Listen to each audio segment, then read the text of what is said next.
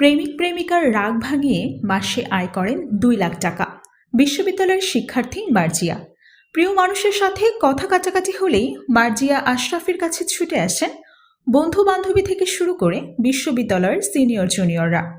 এমনকি পছন্দের মানুষকে ভালোবাসার কথা বলতে না পারলেও মার্জিয়ার মাধ্যমে পাঠানো যায় সেই বার্তা। পরিচয় গোপন করে চিরকুটে মনের কথা লিখে উপহার সমেত পাঠানো যায় প্রেমিক প্রেমিকার কাছে।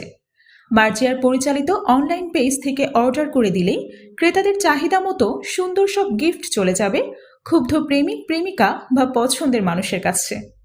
আশরাফি মার্ট থেকে পুরুষ ক্রেতারাই বেশি ক্রয় করে বলে জানান মার্জিয়া। রাজশাহী বিশ্ববিদ্যালয়ের অভ্যন্তরে বিনা চার্জে ডেলিভারি দিলেও অন্যান্য ক্যাম্পাসে পৌঁছাতে গুনতে হয় নামমাত্র চার্জ।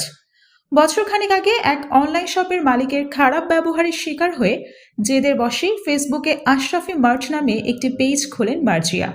তারপর থেকে পড়াশোনার পাশাপাশি মেয়েদের নানা পণ্য বিক্রি করতে শুরু করেন তিনি।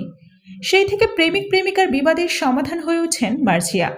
রাজশাহী বিশ্ববিদ্যালয়ের শিক্ষা ও গবেষণা ইনস্টিটিউটের 2021-22 সেশনের শিক্ষার্থী মার্জিয়া।